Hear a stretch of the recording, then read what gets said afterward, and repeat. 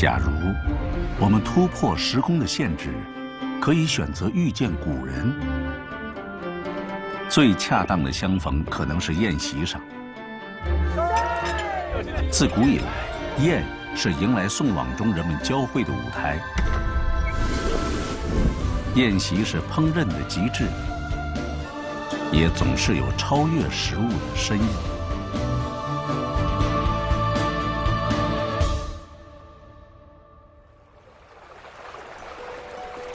宴席的起源是人们赋予它象征和意义，而这一切从食材开始。清晨5点，江苏宝应射阳湖镇的村民们开始了采藕。采藕不是用手，是用脚踩。陈年草根和泥沙交织在一起的沼泽淤泥中，采藕人能从水面上的河梗2点1线地断定塘底深处藕的位置和走向。用脚蹬开藕周围的泥，踩断相连的藕边，这才弯腰用手将藕从淤泥中拔出。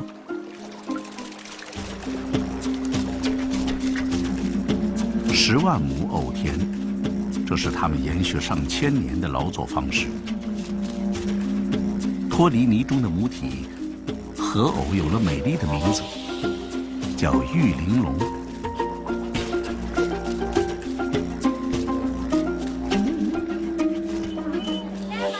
藕除了实用价值，更因为它的象征意义，受到各样宴席的青睐，尤其是喜宴。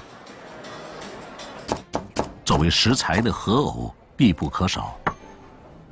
因河得藕对应因河得藕，食材被借喻着人们心中所期待的美好。其实，宴最早的一个定义就是有丽日有佳人，新婚燕尔也写成新婚燕尔。宴象征着生活的美好。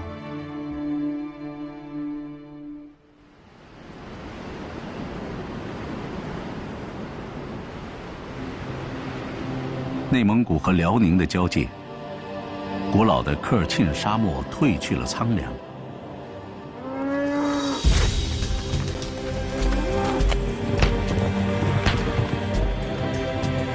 因为有充沛的地下水，这里的牧民很早就学会了农耕。老韩安顿好牛群，收拾好庄稼地后，开始了他日常生活中的另一个角色。老韩和乡邻们都是蒙古族，曾经以牛羊为宴的他们，在这里罕见地以鱼来替代。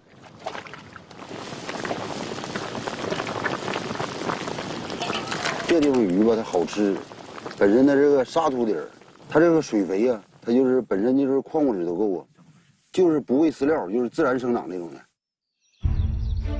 彰武县境内的大小清沟，是一处保存完好的古代残遗森林群落。过去附近是清代皇家牧场。沙漠泉水汇聚到这里，带来每升8.95毫克的高容氧量水质，也带来多种淡水鱼。除了常见的淡水家鱼外，这里还有30多种塞外鱼。中国人的食谱中，品种丰富的鱼是可以作为单一食材永贯全宴的。因为食材好，一桌清沟鱼的做法反倒返璞归真。干炸、清蒸、红焖、垮炖，取味也不外香辣、酱香、茄汁、葱油，但是样样凸显鱼的本味。而最离经叛道的做法要数橘子杯。橘子割顶去瓣，清沟鱼去皮去刺。调味后的鱼肉酿入橘皮空囊，入屉蒸熟后，肉馅细嫩柔滑，偏偏又暗藏着玲珑橘香。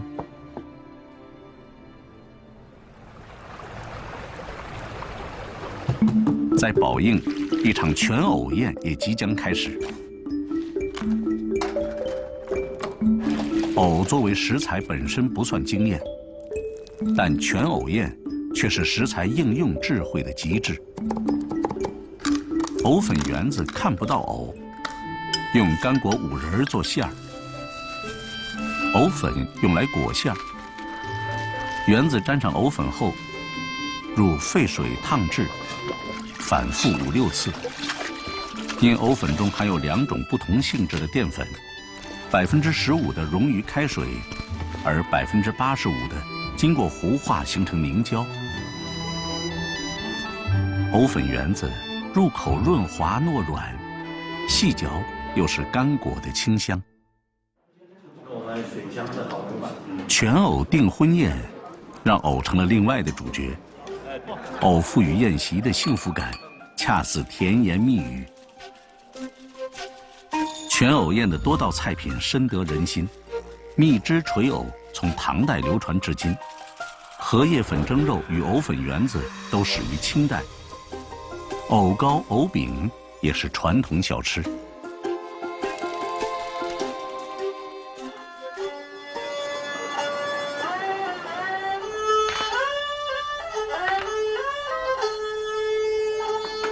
不管是最好的食材，还是最佳的烹饪，宴席从来都承载着宾客间丰富的心意。宴席上，滋味一词，不仅指的是食物，更多的象征着过日子。这个就是那个花蒙族姑娘多么美丽，那蒙族人在辽宁多么好，一个定一个生活习惯。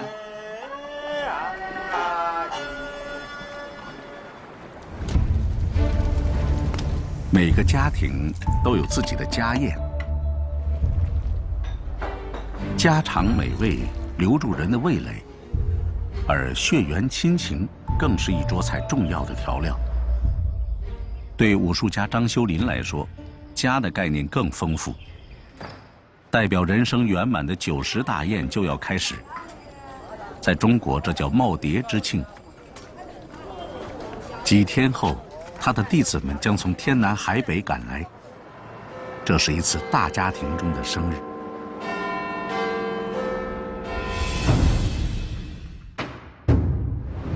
张修林自幼习武，曾师承多位武术名家，形意、八卦、太极、通背等，他俱得真传。到今天，他的武学已精深卓绝。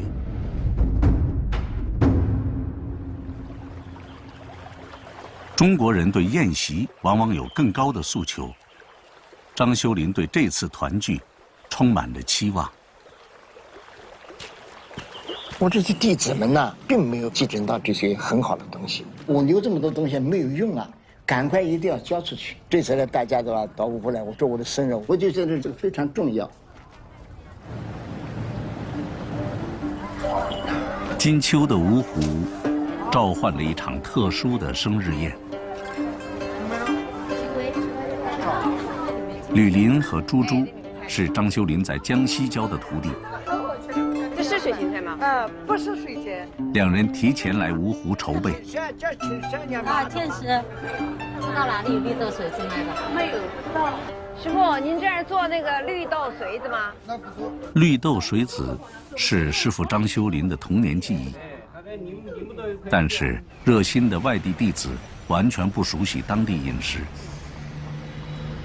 时间急迫，两弟子需要明厨把关。绿豆水子估计失传了，请问您师傅多大高寿了？89岁了。按照我们民俗，就是过酒不过十，生日宴啊，他也好在经过商议，宴席菜品的设计开始有讲究、有深意了。我们把这个水八仙呢，把它作为第一道凉菜、讨口菜，八仙。作为宴席第一道菜的水八仙，其实包含了8种食材。水八仙这个名字很不接地气，但它的成员们个个与尼泽相关。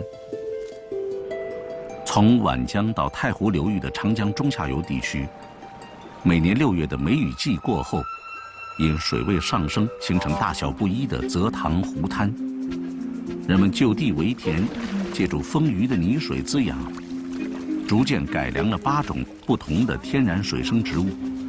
它们或带着水土混合的清润，或蕴藏着干裂，最终成为餐桌上的家常。老寿星它的地址来自于全国各地的，我们芜湖这块叫河味，适合各个方面的人士食用。芜湖的饮食属于徽派菜系中的沿江菜，这里四围金江带湖，一度列为全国4大米市之首。包容四方的码头文化和川流不息的味觉刺激，形成了河味。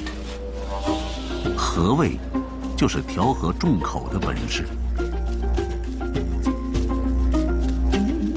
鼻子来吧，啊，到里面尝一尝，可以逛一逛，看看啊。其实对于宴席，老人是看得淡的。还可以。尽管弟子们的心意他知道，但对俩弟子来说，师傅就是如师又如父。啊，你有希望，对。把每个细节安排好，才是心意。等下吃这一家。张修林真正的心愿是想趁着这次团聚，把自己的本事传下去。所以每年的生日宴，也是他收徒的时刻。我去年这个时候就想拜师了，师傅说好差1年。我是70岁开始收徒弟的，那是很晚了，所以现在我到了这个80以上年龄，我就有点着急了，我就应该赶快的教人。这样可以挂吗？是吧？你看这个手打开，这个把你挂了一个这么大的，你那个手来了，啪，这才是一下子在这儿呢，你怕什么呀？你别跟我犟，哎呀，辛苦了，辛苦了，辛苦了。哎呀，参加宴席的弟子们都来了，明天就是这个大家庭的正日子。变样子变形了，我记他的小模样，小模样，对，小模样对。初秋的清晨，迎来张修林老人的生日大宴。弟子们也知道，完成老人的心愿才是最好的礼物。拜师和收徒是传统武术界保留下来的最隆重的仪式，是武术传承的核心。弟子张修林在列祖列宗的面前要收徒，所以我在这里祷告历代老师敬请批准。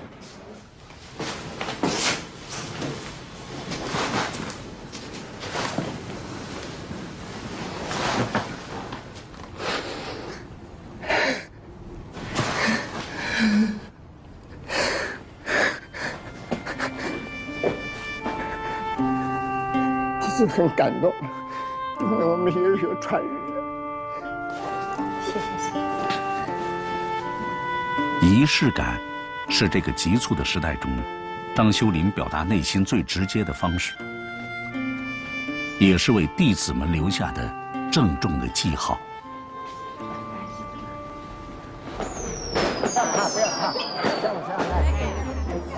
本来寿宴讲孝悌，拜师宴重规矩。但张修林更愿意把这次的宴席看成是和和美美的家宴。中国人性情含蓄，习惯以食物来转达心意。家宴的每一道菜都围绕着团聚。水八仙本是家常菜，但平日里不会出现在同一屋檐下，所以需不同的烹制方法。滑炒、腌渍、烧卤、低温煸炒、烫拌、油焖，口味上互相交错成酸辣、糖醋、酸甜、香熏，造型的设计也直观，果然宣告着菜品的血缘亲情。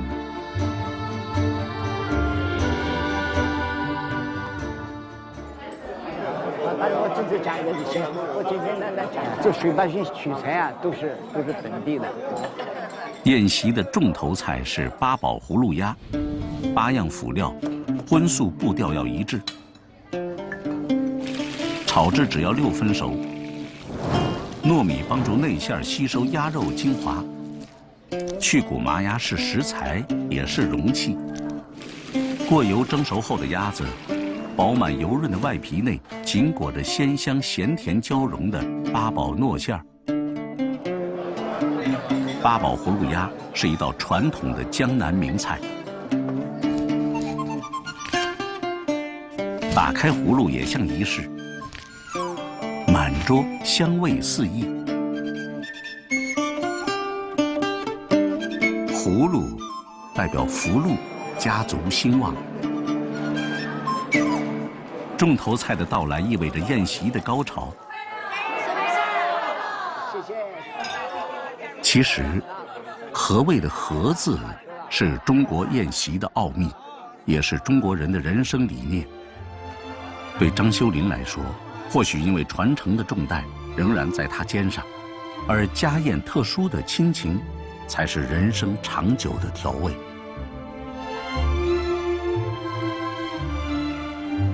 中华武术源远流长，我也希望我的弟子们也应该收徒，他们应该有责任来传承。家宴是我们归回又出发的地方。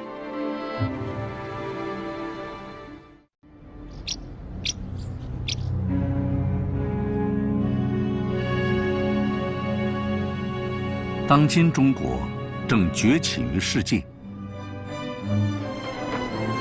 国际间友好合作日益频繁。这里即将举行一次重要宴席。您喝点咖啡还是茶水？精心的餐食准备是对客人的尊重，在国际标准内呈现闽南特色，是开门迎宾的完美待客之道。今天牛肉的话是巧的一个时间慢了一点点啊，大概一定。陈志玲，这次宴会的行政总厨之一，已经有着近40年的闽菜烹饪经验。大家确实也很认真，但是牛肉还是没有达到那种效果。牛肉是主菜，主菜不定，所有的菜品都没法确定。宴会上面是全场清蒸，所以不能上猪肉，只能是从牛肉、羊肉下手。备选的牛肉经过不同种类的筛选，最终使用的是牛的第4根肋骨上的三角肌。原来我们这块牛肉的话，我们就做沙茶味的，味道还是有一点点怪怪的。沙茶焖牛肉，闽南特色菜之一。闽南菜擅长佐料调味，但用沙茶调味宴会牛肉是否可行，陈志玲心里没底。这里是厦门最大的海鲜市场，按照国际惯例，宴会菜品对海鲜有限制。沙茶就是一种含有海鲜的混合型调味品，这对牛肉沙茶味的实现提出了很大的挑战。一些菜品还在备选当中，但进度每天都在推进。一种是不吃海鲜的，一种不吃红肉的，一种是素食的。我们的这些所有的这些菜肴就是目前说大部分都定了，但是随时都在改变。沙茶酱虽然经过改良合格，可是传统沙茶焖的是切片牛肉。对于宴会需要立体摆盘的整块牛肉，如果与沙茶久焖，牛肉的本味就被它完全夺走了。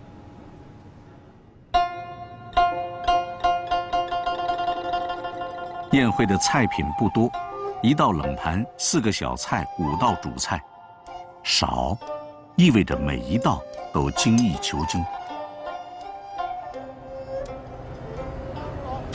作为主打的闽菜牛肉，此时需要寻找新的出路。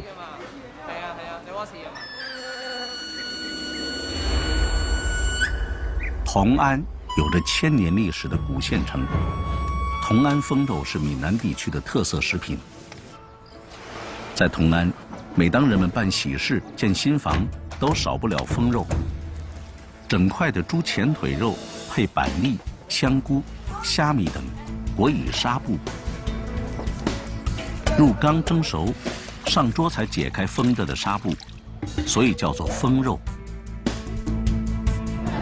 做得好的同安风肉，肉质非常嫩。将筷子插在风肉上，筷子在倒下的过程中，就可以把风肉切开。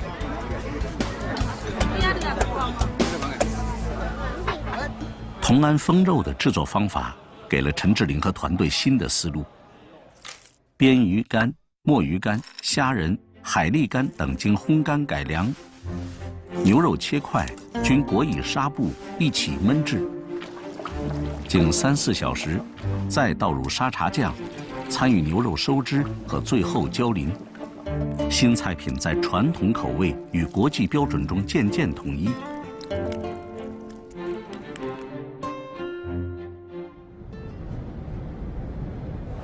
汤怎么样？龙上呢？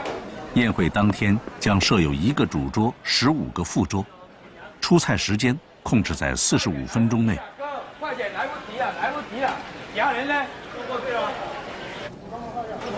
14位主厨，90位助理，但45分钟内170份菜同时做，这对所有人都是挑战。稍等一下，有点来不及，有点来不及。好了就走，对，稍等，稍等，好了就走。你们前面准备工作没做好，一开始大家都要找盘子，我不懂得你们在找什么盘子。真的，我今天最不满意的就是你们这一组，对吧？啊，都是老师傅了。说实话，我把半条命都垫在你们身上，你开玩笑？早上好，早安厦门。中国人的宴请，主食必不可少。宴会菜品中也增添了一道很接地气的主食——面线。厦门人吃面线是用来唤醒早晨的，而面线的制作也需要披星戴月。面线成为闽南人主食已经有800年历史了。我们祖代就是做面线啊，面线就是做到现在，到我这一代就是第4代了啊。闽南人祝寿贺喜要带面线，亲友送行吃太平面线，家中待客吃猪脚面线。如果办酒席或者孩子满月，头道菜更是用面线，代表福寿绵长。面线寄托着人们朴素的情感和愿望。但在宴会上使用面线，一开始就是个挑战。面线的最大的特点就是吃起来 Q， 吃完碗底不能有油。炒面线是厦门特有的小吃，现场炒制面线成为整个流程中的关键，对火候、温控、人员的配合度控制极严。陈志玲和团队必须做到万无一失。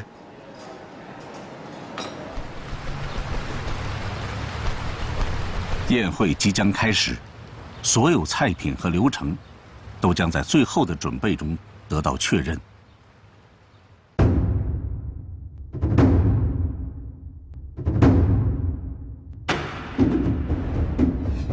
都做好准备，开始了。最担心的也是菜肴，如果他们提出说，哎，这个感觉不好，调整一下吧，换一个，这个是比较紧张的。这次陈志玲确定用风肉的方法做沙茶焖牛肉，面线的辅料也开始准备了。陈志玲要求这次炒面线必须在3分钟内完成炒制，5分钟出菜。速度一定要速度，快快快！这也是沙茶焖牛肉被检验的时刻。速度速度速度，快点！风肉据说源于当地古时一位受恩赤峰的王族，百姓为纪念他，就将肉包裹，象征着蜂王的大印，也象征着对民风合唱的感恩。风是最高的礼仪象征，也是最诚意的敬重。这边排队，跟着他们后面走，对，一个一个。和传统的风肉一样，沙茶焖牛肉也安排在宴席的高潮。创新后的菜品，沙茶的鲜香衬托着牛肉的酥软和丰腴。调味和食材完美结合，华丽转身的菜品获得了高度的认可。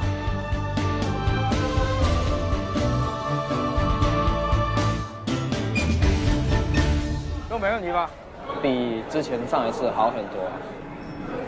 今天晚上的话还是比较成功的，还比较满意的。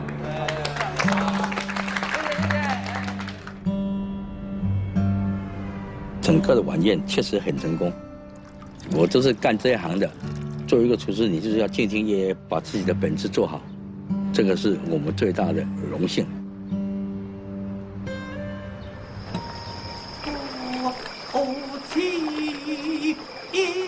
在中国的各个历史阶段，总有文人用他们的参与和热情推动饮食文化的发展。他们聚集、品尝，以食物表达志趣与理想，成为文会宴。文会宴构成中国宴席文化的精粹。特殊的宴席大概诞生在特殊的地方。苏州的文雅，总是在时光中时隐时现。叶放，画家，园林设计专家。叶放所钟爱的就是现在不常见到的文会宴。从典籍中搜寻传奇美食是他的一大爱好，甚至不计代价，追求每个细节完美。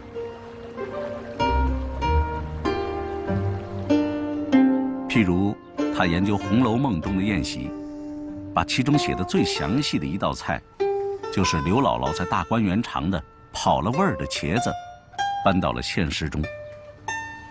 这道菜叫茄鲞。茄鲞在曹雪芹的笔下变得那么的有趣，让刘姥姥如此之惊喜惊奇。我会说，这是我跟大厨我们玩出来的茄鲞。见笑而已。叶放说，茄鲞的做法本是暗讽大观园里奢靡生活的，不能照搬文字。但照着苏州民间的八宝酱做，反倒容易。茄子要烘干，各色辅料的窍门是充分去掉水分，使之香咸韧软混合。用鸡油炸，高汤煨干。香油收味，再加糟油拌，出锅后的茄鲞异香扑鼻，这才是制作真精。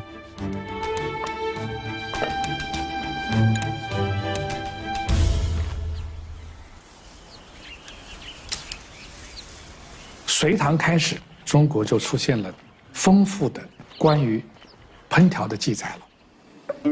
元朝制作了那么多的饮食方面的制度和须知。明朝是个高潮，高廉的尊生八间。到了清，有李渔的《闲情偶记》，有随园食单。食单是把审美智慧变成了一种烹饪的品味。工匠在创造历史，文人记录了历史，它能让普通的变得精巧，很无趣的变得有趣。所以很早就有朋友说，你为什么不做一个全是文人、文人荟萃的文会宴呢？毗邻苏州的太湖水域，出产太湖鱼中之冠花鲈，许多食单都提到过它。太湖花鲈成名在1700年前，西晋文学家张翰不满权贵争斗，推说思念家乡的花鲈，为此弃官，返回千里外的故里。这个纯鲈之思的故事，成了历代文人洁身自好的精神寄托。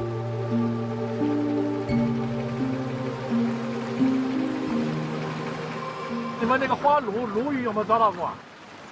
没有啊？没有，那种鱼少啊。你看到过吗？家养的那种太湖里有的，野生的鲈鸡我没看到。活了有活了，好像龙啊，活的。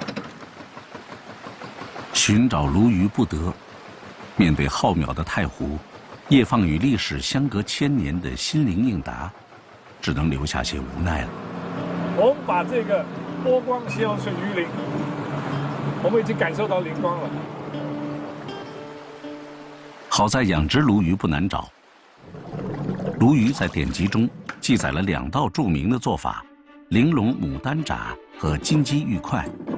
它们从隋唐开始盛行，一直到近现代才消失。炸在古代是靠米饭发酵带动鱼肉入味，而块是鱼切成薄片蘸料。据说炸和块传到日本后，成为寿司和鱼生的起源。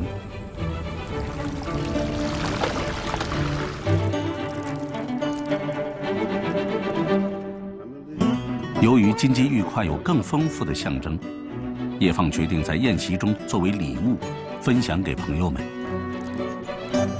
黄澄切丝裹入鱼肉，可以去腥增香。养殖鲈鱼需稍加过油，再配以煨过高汤的南瓜蓉。金鸡玉块最早记录在北魏的农学著作《齐民要术》中，一道千古名菜从典籍中醒来。先闻水声，再看水势。你可以到这里来带一下。这是立冬时节里的好天气，叶放所期盼的文汇宴终于实现了。老友们来自文化界，叶放准备的菜单前后跨越了1000多年，大家期待着与古人同食同饮。芙蓉花准备入宴，花必须采集当令开的最艳的木芙蓉，2个小时内送入厨房，摘瓣清洗，入汤焯7分。与豆腐同煮后，犹如雪后晴天的红霞，又称雪霞羹。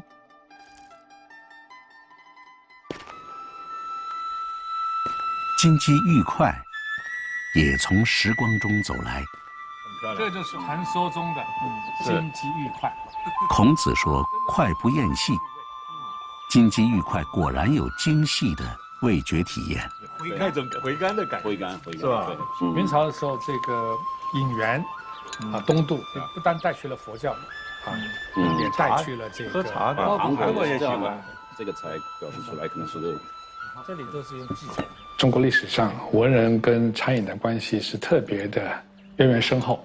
我们在面对古人的食谱的时候，是沉甸甸的传统。我们今天有一个文汇，通过对古人的精神表达的一种体验，把它记录下来，变成了我们餐饮历史的传承的重要的依据。我们就会多很多品味，多很多趣味，多很多敬畏了。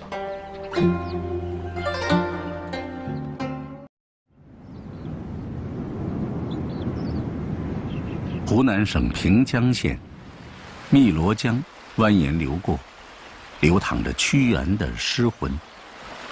这里也意外地遗存古老的足宴。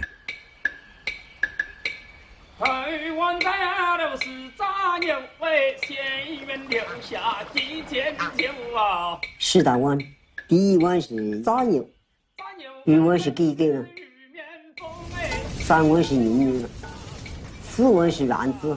我的小时候就是像这压4大碗就是这么样子压的。这是岳奥村的中式舞狮队，钟师傅是领队，主力是他的2个小辈。几天后，舞狮队将要在一场大型的宗族宴上表演，这也是他们成立以来最大规模的演出。我叫钟俊慧，来自滨江县第11中，他是我的叔叔，也是我的师弟。大家好，我是钟松林，他是我的侄子，也是我的师兄。演出虽是友情参与，但平江正式场合的招待都要上10大碗，而10大碗背后有许多规矩。少年们都是13、14岁，这是一个渐渐走向成人的年纪。尤其是2位主力，第一次行走乡里，更令师傅担心。人家饭要这么样子啊，我们家老们根本不知道。师傅希望他们在这次的族宴中学习到人生的重要知识。舞狮队几天后的演出场所是同乡的徐氏宗祠。在平江，宗祠文化的存在历史悠久又普遍。平江地处湘鄂赣交界，偏僻的地缘和闭塞的交通，千百年来成为避难人群的迁移藏身之所。来的人基于安全感和认同感，又同宗同姓的居住在一起，而传统礼节也变成了生活的一部分。舞狮少年所在的岳坳村以中姓为主，在这儿也有300年了。这样个家里有狮子上，他们都是亲客了。整个人也用啊最好的婚带了，就是用人的，就30代文。以10大碗为基础的平江情席独具特色，不仅体现在大碗的气势，菜必须做足功夫，更体现在菜品以外的文化礼节上。一招一式既要有传统，又得体面。礼节的意义就在于乡邻间表达彼此的情感。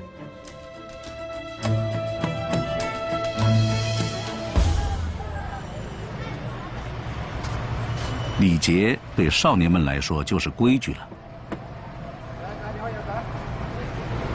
距离宗族宴表演越来越近，每天少年叔侄俩都要去几里外的钟师傅家。钟师傅也觉得要趁这个机会教给他们更多的道理。走，走不了，太重了。果然，培训是综合的。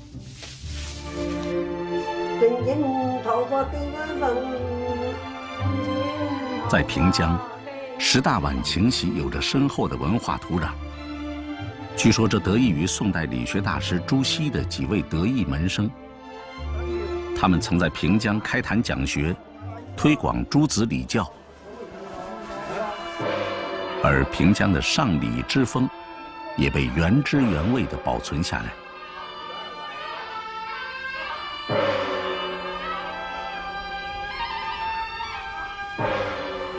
这样个叫饭，就一样样的，慢慢的。那个都咋办呢？一生，这是一生来这一堆是吧？这是第一毛问题。我这个边毛边毛的，我这个边。钟师傅和本族的村干部觉得，要让孩子们领悟到10大碗情席的完整意义，莫过于言传身教。队伍中，钟师傅虽然腿脚不如少年们快，但他必须走在最前面，这就是礼节。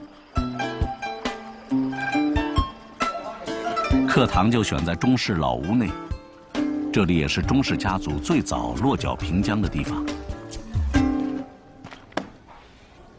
待客和做客之道是有课本的，叫《民间应酬汇编》，内容是钟师傅的师傅传下来的。厨房里，10大碗开始准备了。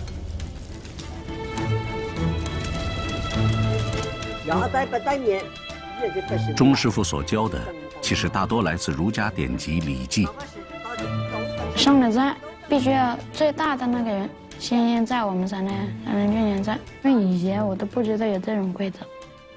课本的学习完了，接着是宴席的实践。耿老先生，宋词的与迎宾的被叫做礼生。首先被邀的往往是最尊贵的客人或长者，落座东首头位；第2位坐西座头位。客人入席却不落座，等候其他宾客。席位座次均按亲疏主次等次第安排。少年叔侄俩辈分不同，所以不能同凳。平江的酒杯按传统使用牛眼酒杯，倒酒也按座次。倒时要左右换手，手势一不掐颈，二不压壶盖，只能双手捧壶洒酒，否则就有不恭之意。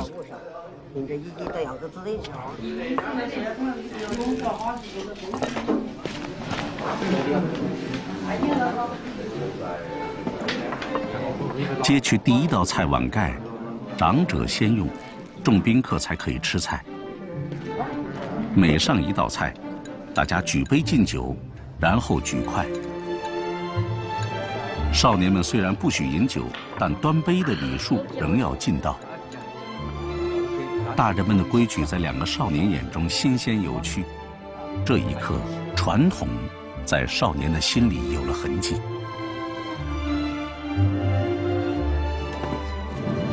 少年为足宴学习准备，徐氏祠堂也忙着备菜备料。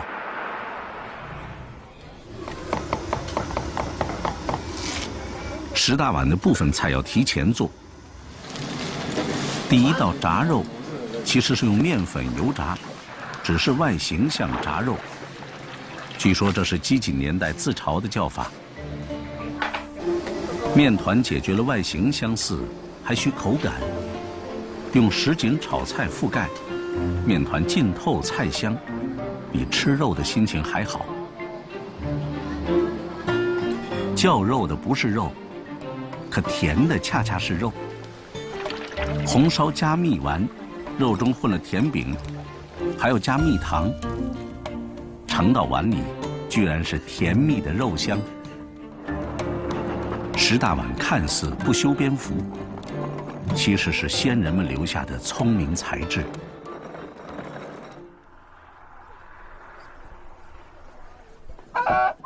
这天的上午10点，舞狮队终于要迎来表演。挑饭，什么东西都要规规矩矩，而且是轮包上。这就不能掉入笼中。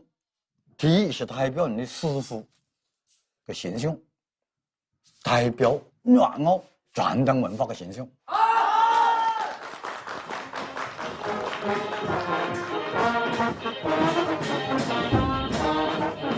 徐氏宗祠的这一天庆典，吸引了来自全国各地的1000多名徐姓同宗。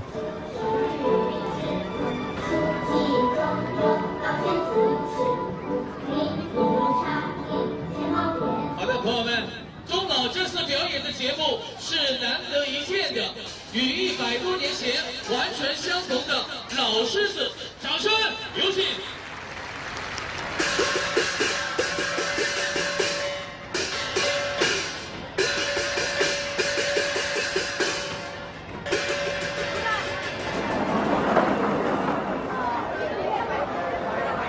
也许周围基本都是来自外乡外省的徐氏族人，开宴用的不是传统的4方桌，这略让钟师傅和弟子们感到意外。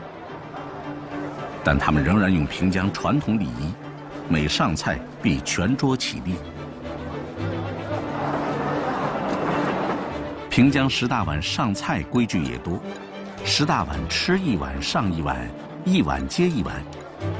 据说只有这样，才能保证客人吃到的菜鲜热味美。而更深的奥秘是，10大碗碗里的内容可以丰俭由人，但10碗菜的数量却不能改。这是家家都有能力，人人吃得起的宴席。10大碗在这里成为代代传承的礼物。少年们的表现让师傅很满意。台湾大都是杂牛为县院留下的坚酒啊！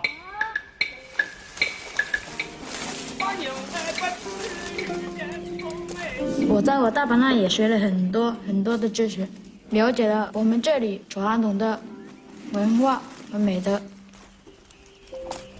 我觉得我应该过3年之后，我那种老狮子，我一定会活得像我爷爷那样好，把这一门手艺继续传下去。希望他多读些书，开始好读书，培养小子。族宴，联络的不仅仅是一族一姓，或许也有传统和现代之间的纽带，更有归乡游子的脚步和我们遥远的乡愁。